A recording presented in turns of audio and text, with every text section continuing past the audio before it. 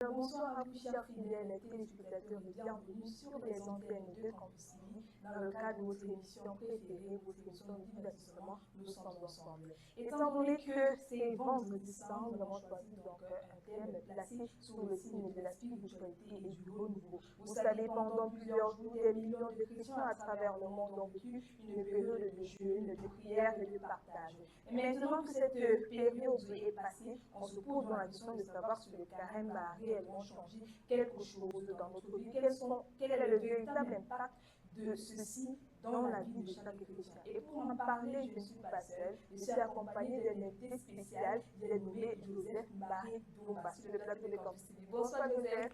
Bonsoir Gabelle, bonsoir madame, bonsoir monsieur. Merci de m'avoir filé une invitation pour cette émission spéciale concernant le carême et les apports spirituels. Comment est-ce que ton vendredi saint se passe si on peut le procéder? Vendredi saint, aujourd'hui pour moi ça se passe comme toutes les années. D'abord, chemin de croix, le tout dernier d'ailleurs de la période du carême qui a eu lieu, mais malheureusement, pour la toute première également, la petite histoire, je n'ai pas pu l'assister et puis je peux pas quand même dire que le carême a raté si je n'ai pas pu réussir ce pas, peut-être ailleurs. Le Seigneur pourra récompenser mes efforts de 40 jours. Parlons justement du Seigneur, restons donc dans la mouvance de la spiritualité avec cette galette musicale.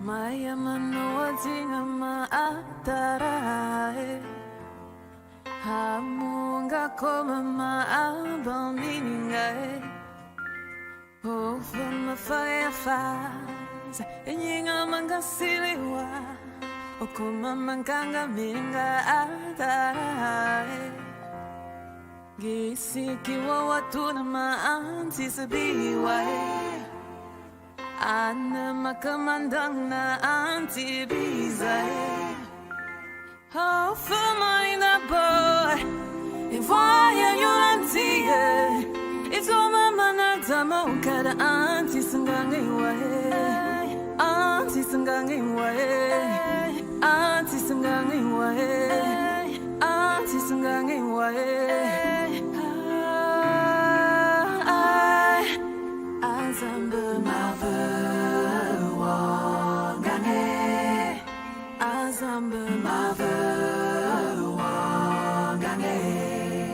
Tu es le roi des rois, tu es l'espoir de ma foi. Azambe I know, oh, oh mon Dieu, que je te demande trop. Tu m'as déjà donné ce qu'il y a de beau, mais j'en veux trop, encore et encore. It's so beautiful to feel your love. Aide-moi éternel, just enjoy your love. À travers ma famille, à travers mes amis, je regarde ma vie, je te dis merci, Je te dis merci, oui je te remercie, oui je te remercie, Seigneur. Marvel Wangane, Azambe Marvel Wangane. Tu es le roi des rois, tu es l'espoir de ma foi. Azambe Marvel Wangane. Oh, sans toi Seigneur, je ne vois rien, je ne suis rien, je ne comprends rien, je ne peux rien. Laisse-moi te dire merci à ma manière, Seigneur, car ta grâce déborde, oh, dans ma vie, Seigneur. Seul toi es capable d'un tel amour, Seigneur. Seule ta miséricorde, oh, me réchauffe le cœur. Je peux voir la beauté de tes merveilles dans ma vie, Seigneur, car je suis couvert. Ce soir, je remercie le Seigneur pour le souffle de vie, je remercie le Seigneur pour la santé. Et toi, Joseph, tu remercies le Seigneur pour quoi ce soir? Je remercie également le Seigneur Gabel parce que tu as voulu que je puisse remercier le Seigneur par l'invitation reçue pour passer sur le plateau de Nous sommes ensemble sur Campus Télévision. Alors, je remercie parce qu'il m'a donné la force de tenir bon pendant le carême malgré les petites tentations, malgré tous les petits bobos, malgré les petites plaintes de la vie. Je suis resté focus. Alors, je lui adresse mes remerciements. Entrons donc dans le vif du sujet avec notre entretien, avec notre invité de ce jour.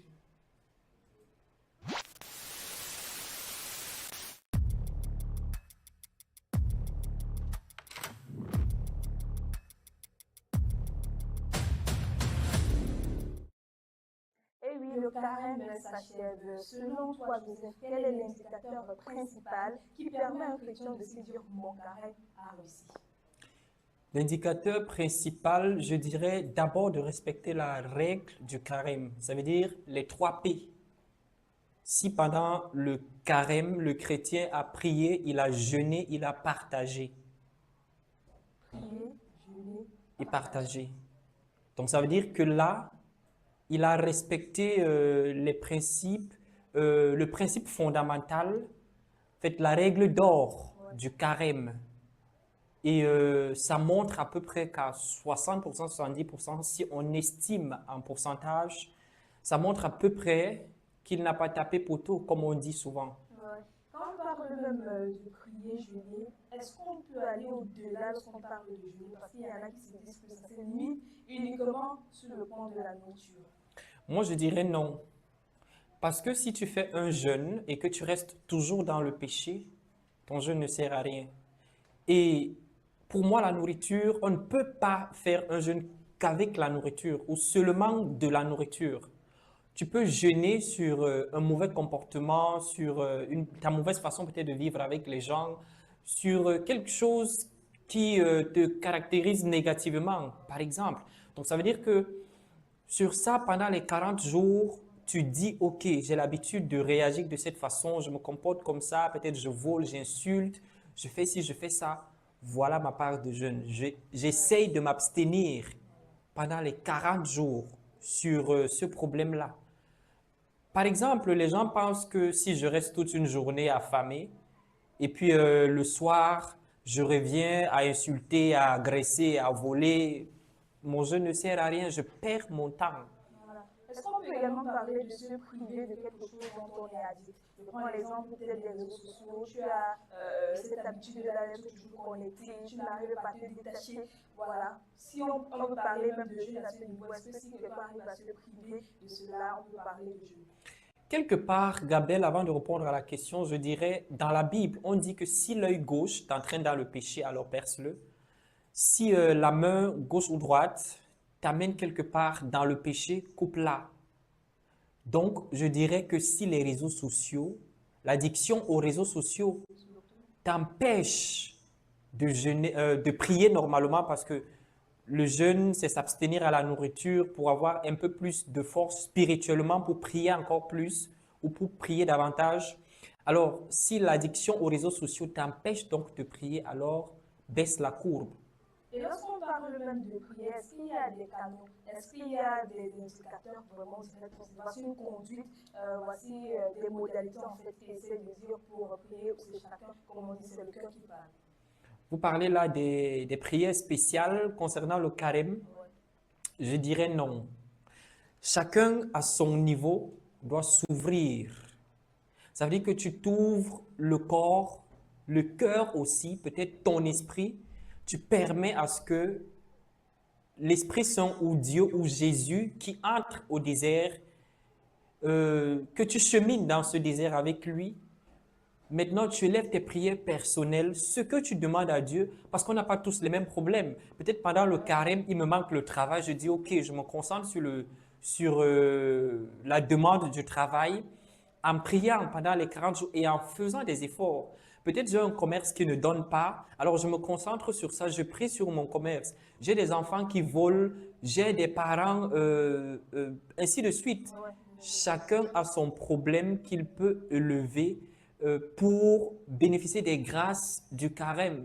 Je ne peux pas dire que, parce que si déjà un carnaval existe, ça veut forcément dire qu'on a tous des mêmes problèmes, mais par contre, ce n'est pas le cas. Voilà. Et de nos jours, est-ce que les chrétiens respectent-ils réellement donc l'esprit du carême? Du moins au Cameroun, avec notre quotidien, ce qu'on voit tous les jours, est-ce qu'on a l'impression que les chrétiens respectent vraiment l'esprit du carême? Quand on parle des chrétiens, on fait face aux catholiques, on fait face aux églises évangéliques, on fait face aux témoins de Jéhovah, aux églises de réveil autant pour moi, et à plusieurs autres obédiences religieuses. Alors, ces obédiences-là, ou toutes ces obédiences-là ne font pas le carême. Il faut peut-être restructurer les choses en disant que des églises appropriées à faire le carême, par exemple, les catholiques, les églises évangéliques pour certaines. Quand on parle de certaines de ces églises, on peut mentionner l'église presbytérienne camerounaise qui fait aussi le carême. Alors, maintenant, s'il faut revenir à dire que est-ce qu'au Cameroun, les chrétiens respectent? Ce ne sont pas tous les chrétiens qui font le carême. Maintenant, ceux qui font le carême, est-ce qu'ils respectent tous? C'est peut-être là la question fondamentale. Je ne peux pas affirmer en disant oui ou non, mais quand on regarde toujours les comportements que la personne avait peut-être avant le carême et qui a toujours ces mêmes comportements pendant le carême et peut-être après le carême, après Pâques, les mêmes comportements continuent, on se rend compte que la personne a jeûné uniquement sur la nourriture. Il a fait beaucoup d'efforts pour ne pas manger pendant les 40 jours, mais sinon, c'était un jeûne perdu. Il pouvait même peut-être se créer des maladies parce qu'il a brusqué son organisme. Alors, pour moi, je dirais que c'est un jeûne vain. Ouais. Et quelles sont justement les véritables difficultés rencontrées pendant cette période? C'est vrai que ça dépend de chaque personne. Maintenant, peut-être toi, en tant que chrétien, je me dis, peut-être tu as aussi jeûné.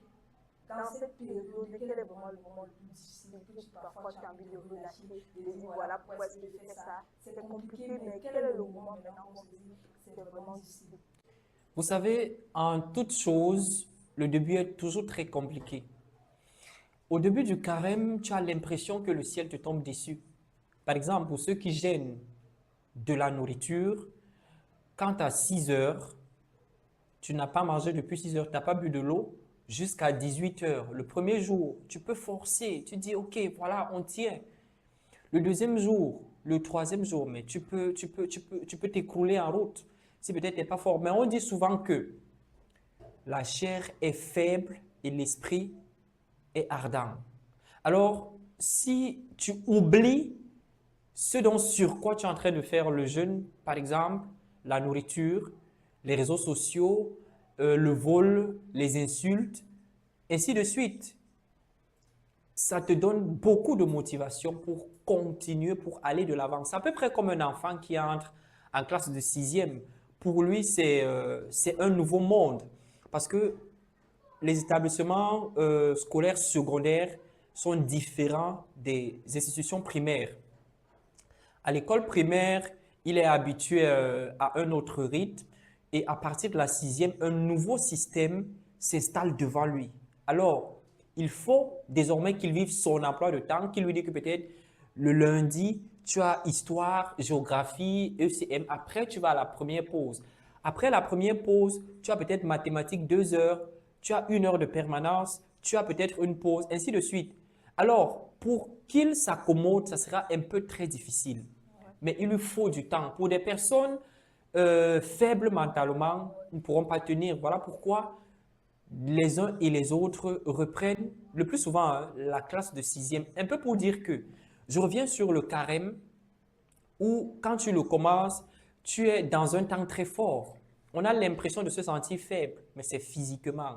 Mais spirituellement, on est très fort et puis on reçoit beaucoup d'attaques.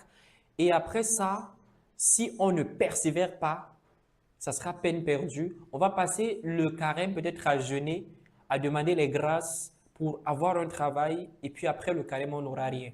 Tu as as soulevé un point assez pertinent, tu parles de beaucoup d'attaques.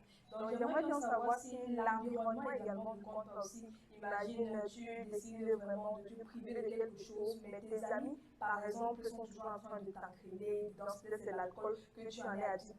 Ta copine est là, ou ton ami dit, ah, si on va boire, ça sert à quoi on te critique, on te juge, on te rabaisse. Est-ce que l'environnement également ne joue pas pour le changement?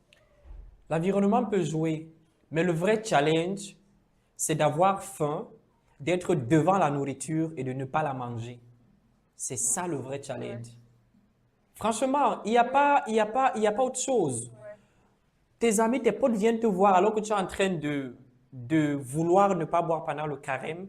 Ils te disent, gars, on y va, on va boire. Tu prends ton 1000 francs, tu mets dans ta poche. Arrivé là-bas, tout le monde passe à comment tu dis, je veux le jus. Comme les potes aiment toujours dire qu'ici, on ne commande pas le jus. Si c'est le jus, tu laisses. Tu sors ton 500, tu achètes ton jus, tu bois. Tu gères avec eux. Après, vous vous séparez. En fait, tu t'imposes. Tu leur montres que, OK, c'est pendant 40 jours, c'est une décision personnelle que personne ne peut m'amener à changer. Je ne bois pas de bière, je ne consomme pas d'alcool pendant ces 40 jours. Alors, la première fois, ils vont peut-être se moquer de toi. La deuxième fois, quand tu vas le faire, peut-être ils vont toujours se moquer. Mais la troisième fois, ils vont s'aligner. Ils vont maintenant comprendre qu'OK, si on part appeler le gars là, il ne va pas boire la bière. Donc, non, peut-être même, on ne va pas le laisser, on va l'appeler, mais il faut déjà qu'on apprenne peut-être ces 2 bouteilles de jus. Parce qu'on sait déjà que lui là, voilà, c'est comme ça. Donc, l'environnement, on peut combattre l'environnement pour s'en sortir si on veut. Voilà. On voit souvent un grand engagement au départ. Hein. Il faut s'avouer mine de rien. Parfois, il y a l'engagement au départ pendant les 40 jours, puis un retour brutal aux vieilles habitudes, aux anciennes. Pour toi, comment maintenir dans cette bonne résolution? Si tu t'es dit que non, je vais arrêter peut-être d'alcool, comme on a pris l'exemple tout à l'heure, comment maintenir sa décision? Comment rester focus? Voilà, rester concentré, parce que c'est le plus dur pour certains. J'ai dit tout à l'heure que la chair est très faible, mais l'esprit est ardent. Alors, si on fait le carême selon les désirs de la chair, on ne peut pas tenir. Mais si on écoute notre esprit, si on prie et qu'on laisse Dieu nous parler, on ne pourra pas succomber à ce genre de tentation. Alors, on peut tenir bon. Je l'ai dit tout à l'heure que le vrai challenge, c'est de voir la chose sur laquelle tu es en train de jeûner devant toi et de résister. Alors, pour ceux qui aiment la bière, pour ceux qui aiment n'importe quoi, peut-être les femmes, c'est de te coucher sur le même lit qu'elle ou avec elle. Elle te touche de façon, je ne sais pas trop, mais tu résistes. Ton corps ne réagit pas. Elle-même comprendra que le gars-ci est dans une autre dimension. Alors là, c'est être en contact direct avec, je dirais pas avec Dieu, mais avec le Saint-Esprit. Ça veut dire que c'est lui qui fortifie ton esprit parce que tu t'abandonnes complètement à la volonté de Dieu et tu écoutes. Parce qu'à chaque fois qu'on prie, hein, Dieu nous parle. Et tu écoutes vraiment la voix de Dieu. Donc, ça veut dire qu'à chaque fois que tu te sens un peu perdu, désemparé, ou que tu perds tes forces, bon voilà, tu essaies de prier, de remettre tout entre les mains de Dieu pour qu'il puisse t'accompagner. Bon, quel conseil donnerais-tu donc à celui qui a l'impression d'avoir raté son carême, c'est-à-dire est-il trop tard pour faire un bilan positif? Parce que le but, généralement, c'est de faire un bilan positif. Tout n'est pas perdu. Je reviens un peu sur la parabole. Dans la Bible, il y a une petite histoire qu'on nous raconte qui avait les gens qui cherchaient du travail. Il y a un maître qui les a appelés dans son champ. Ils ont travaillé du matin au soir. Vers 13 h dans l'après-midi, il y avait d'autres qui traînaient dans la rue. Il les a toujours appelés. Ils ont travaillé aussi, mais pas comme ceux qui ont travaillé du matin au soir. Mais ils avaient tous le même salaire. On peut faire un résultat positif ou alors on peut avoir un changement positif ou alors recevoir les grâces du carême même à la dernière minute si on se dispose à l'esprit, si on s'abandonne à la dernière minute, on dit vraiment à Dieu que j'ai fait des efforts, alors j'ai voulu faire des efforts, mais j'étais très faible. Pardon, même à la dernière minute. Pardonne-moi, prends-moi, aide-moi, faites toutes nos petites questions, nos doléances qu'on a à lui poser, même à la dernière minute, on peut obtenir ces grâces. Donc, rien n'est perdu. Le carême est une expérience personnelle mais vécue en communauté. Nous avons donc reçu de nombreux messages et témoignages qui illustrent des parcours durant ces dernières semaines. Nous allons les lire juste après ceci. Maman, est-ce qu'on va leur laisser le nyanga? Les jeunes filles là avec la poitrine, donc on dit que le potentiel doit ventre dehors. Donc, nous qui n'avons pas de poitrine là, nous on va faire comment? Nous sommes obligés de cacher parce que. Bienvenue sur Campus Télévision, la chaîne 100% digitale dédiée à la jeunesse et à l'actualité de terrain. Ici, l'information prend vie, les débats s'animent et la parole est donnée à ceux qui font bouger le monde d'aujourd'hui et de demain. Des émissions originales, des reportages exclusifs, un flash info percutant et surtout une plateforme ouverte à toutes les idées jeunes et créatives. Campus Télévision, l'info qui vous touche, la voix des jeunes, le média des marques d'avenir.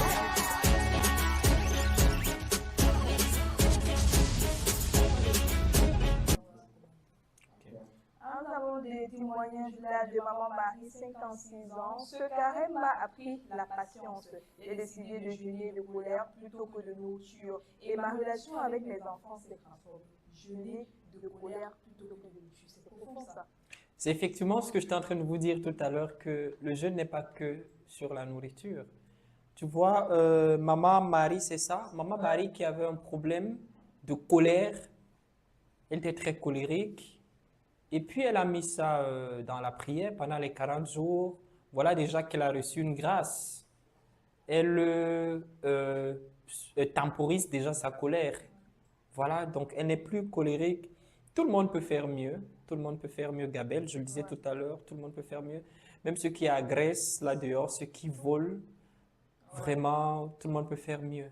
En tout cas, elle dit bien, ma relation avec les enfants s'est transformée. Donc, tu vois qu'il y a toujours cet apport positif-là. Parfois, tu es avec les enfants, ils n'arrivent pas à te comprendre. C'est vrai qu'on a la on dit qu'il faut être stressé, qu'il faut un peu mettre le bâton et tout. Mais il y a des enfants qui comprennent mieux avec la douceur. Pas besoin du tout de crier, de parler fort, de violenter. Si déjà sa relation s'améliore avec les enfants, on ne fait que souhaiter le meilleur pour elle. Hein. Nous avons également Jean-Paul, 42 ans. Pour moi, le bilan est financier. L'argent économisé sur mes repas de midi a permis de scolariser 2 enfants de mon quartier. C'est ça ma plus grande victoire. Ah, ça? Donc là, il a réagi comme, comment on dit, comme quelqu'un qui a apporté un soutien. Donc ça veut dire qu'il s'est privé de quelque chose pour que cette chose-là soit bénéfique pour quelqu'un d'autre. Alors, il dit que ses repas de midi, donc il ne mangeait plus à midi. Maintenant, cet argent-là, il a économisé, il a gardé et puis il a soutenu. C'est super. C'est super ça. Franchement, en fait, c'est super. C'est super. Nous avons également Manuela, étudiante de 22 ans. Le carême m'a rapproché de Dieu. J'ai retrouvé une paix intérieure que j'avais perdue. Parfois, on se demande, on aimerait d'abord savoir les sources. Il faut d'abord connaître les causes vraiment du problème avant de chercher à résoudre le problème. Donc, avant de chercher à y réaliser, parfois il faut connaître la source. Oui, mais dire que connaître peut-être la source, ou moi je dirais plutôt qu'il faut connaître le problème. Connaître plutôt le problème, parce que déjà, peu importe ce qui t'a renversé, quand tu te rends déjà compte que tu es au sol, le plus important c'est de te lever, peut-être même ignorer ce qui a causé ta chute, mais de te relever et puis de marcher normalement, peut-être pour atteindre je sais pas, pour franchir les objectifs prévus et tout. Je pense que le mieux, c'est d'abord de se relever, c'est d'abord d'identifier le problème et puis mettre sur pied des stratégies qui te permettront déjà de résoudre ce problème. Voilà déjà Manuela qui a dit qu'elle a retrouvé la paix intérieure. Combien de personnes sont là dehors qui vivent, qui montent, qui descendent, qui rient aux éclats, mais qui ne sont pas en paix envers eux-mêmes du tout. Donc c'est un problème très crucial. Si déjà elle a pu retrouver la paix, ça veut dire que elle a misé, c'était ça son point de prière, retrouver la paix intérieure. Des messages inspirants qui montrent que le changement part souvent de l'intérieur, mais ce n'est pas fini car nous avons là un reportage signé Rose Nitolo. chrétienne où la réflexion et la spiritualité convergent pour éclairer le chemin vers la résurrection. C'est un moment où les croyants sont appelés à se défaire de leur attache terrestre pour embrasser la lumière de la foi. Le carême, un parcours transcendant qui constitue un périple spirituel le conduisant les fidèles à travers les déserts de l'introspection à la rencontre de leur propre humanité. C'est un temps de conversion où l'on se détourne des illusions éphémères pour se tourner vers l'essentiel. Les pratiques traditionnelles, un chemin de purification et de croissance, le jeûne, la prière et l'aumône forment les trois piliers qui soutiennent ce voyage spirituel. Le jeûne libère l'esprit des entraves corporelles, la prière ouvre le cœur à la présence divine et l'aumône élargit l'âme à la compassion et à la générosité. La fin du carême reste un nouveau départ, un élan vers la résurrection où la foi, l'expérience et l'amour triomphent de la nuit de la mort. C'est un moment de joie et de renouveau dans lequel chrétiens se préparent à célébrer la victoire de la vie sur la mort connotée par le péché et la repentance. Pas pour vous, mais moi je ressens que le carême est un moment pour se retrouver, pour se remettre en question et pourquoi pas renforcer sa relation avec Dieu. Parce que c'est parfois compliqué, on se dit voilà, je suis perdu, qu'est-ce que j'ai fait, ma vie est ratée, on se lance des paroles vraiment négatives. Mais après, pendant cette période de jeûne ou de carême, on se remet en question, on se pose, on essaye de regarder un peu sa vie et de faire un bilan positif. Je ne sais pas ce que tu retiens du reportage. En fait, dans ce reportage, elle a énuméré à peu près les étapes du carême. Elle a dit ce qu'il faut faire pendant le carême pour, déjà, naturellement, dès la naissance, on est perdu. On est perdu sans avoir rien fait. Maintenant, le carême, c'est une période à laquelle Dieu accorde la grâce à son Fils, à sa créature, de retrouver le chemin de la lumière, le chemin de la vérité, le chemin de l'amour, le chemin de la paix, bref, de revenir sur les pas de Dieu. Je prends l'exemple de Jésus qui était dans le désert, qui est entré dans le désert et qui a eu faim.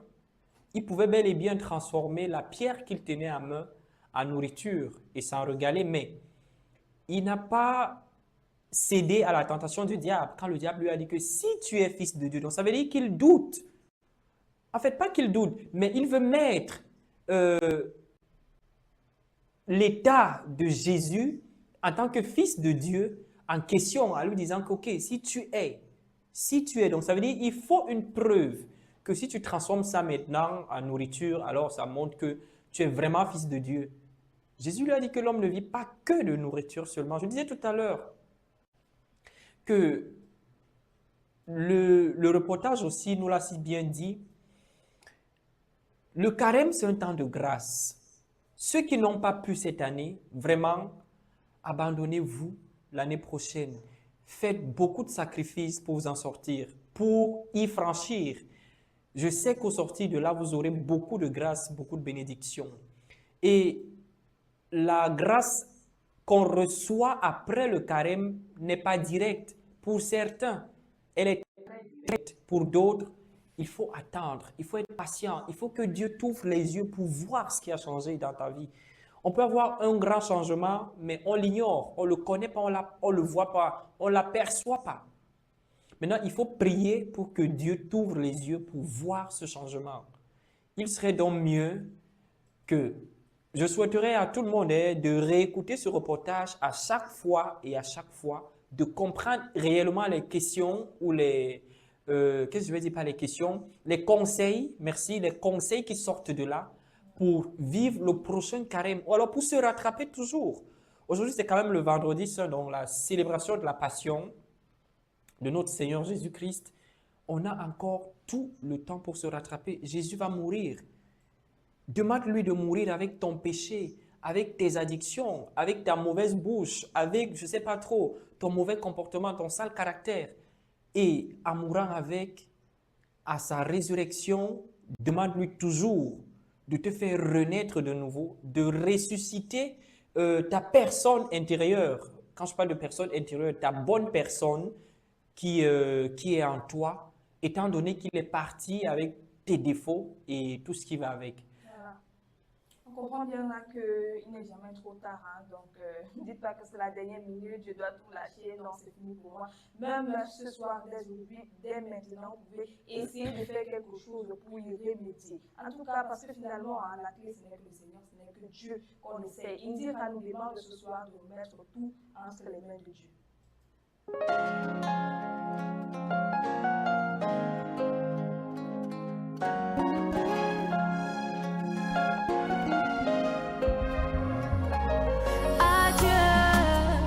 Je laisse tout à Dieu, oh, dans les mains de Dieu, oh. Je laisse tout à Dieu, oh. Devant sa volonté, je disparais. Je laisse tout à Dieu, oh. C'est pas par ma force, mais la sienne. Je laisse tout à Dieu, oh, oh. Il n'a jamais, jamais dit que je coulerais. Même si la route est longue, avec lui j'arrive.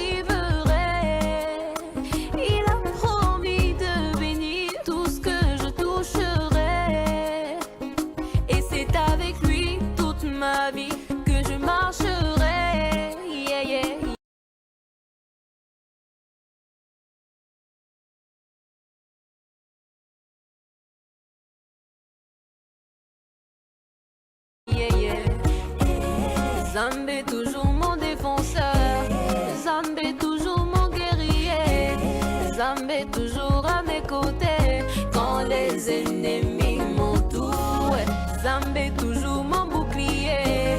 Avec lui moi je n'ai pas peur, car je sais en qui j'ai mis ma confiance. Adieu, je laisse tout à Dieu, oh.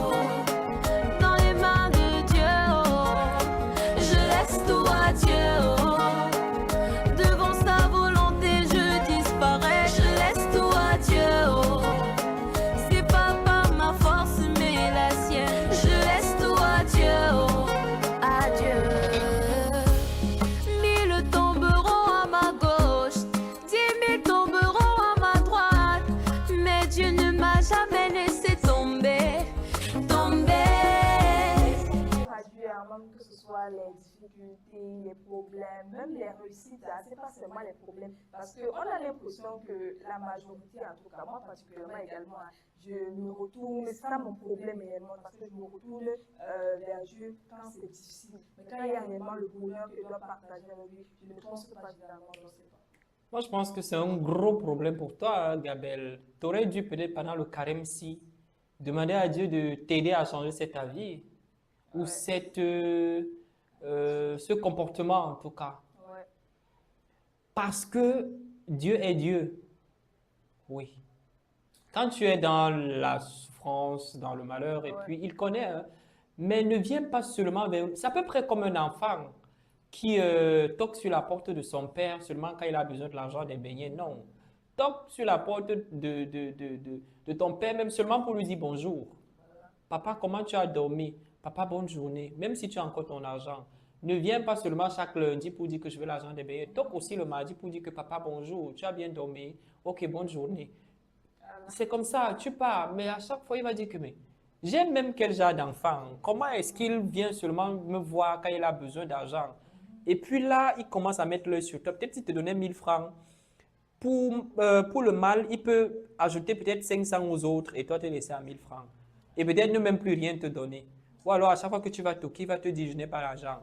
Donc, remercier Dieu, prier Dieu à chaque fois que vous soyez en joie ou je ne sais pas trop quoi. Dieu, il est Dieu et puis il aide tout le monde. Oui, parce que c'est compliqué. Beaucoup parlent de ça à chaque fois. On essaie toujours de revenir vers Dieu à cause des problèmes et tout. Voilà. Moi-même, je vais faire l'effort, là, il est jamais trop tard. Donc, même si c'est ce soir qu'il rentre, essaie de repentir, essaie de prier, c'est tout. On va donc bientôt mettre la clé sous le paillasson en disant que la fin du carême n'est pas une d'arrivée, mais plutôt le point de départ chrétienne le plus authentique. L'essentiel n'est pas ce qu'on a raté de faire pendant 40 jours, mais ce qu'on va continuer de faire pour le reste de l'année. Ce qu'on va continuer de faire pour le reste de l'année. En tout cas, Joseph, ton mot de fin, Merci Gabelle pour l'invitation, mais merci à Campus Télévision de m'avoir invité.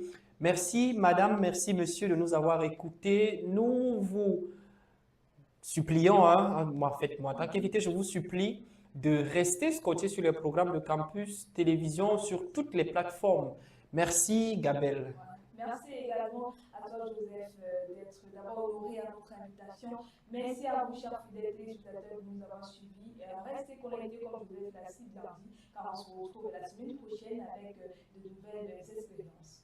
Les maladies partout dans le monde, les problèmes partout dans le monde, mais Dieu ne peut me laisser crever. Quand moi je dors, il me protège. Quand je voyage, il veille sur moi. Yahweh toujours à mes côtés. Quand les ennemis m'entourent, Yahweh toujours mon bouclier. Avec lui, moi je ne crains rien, car je sais en qui j'ai mis ma confiance. À Dieu, je laisse tout.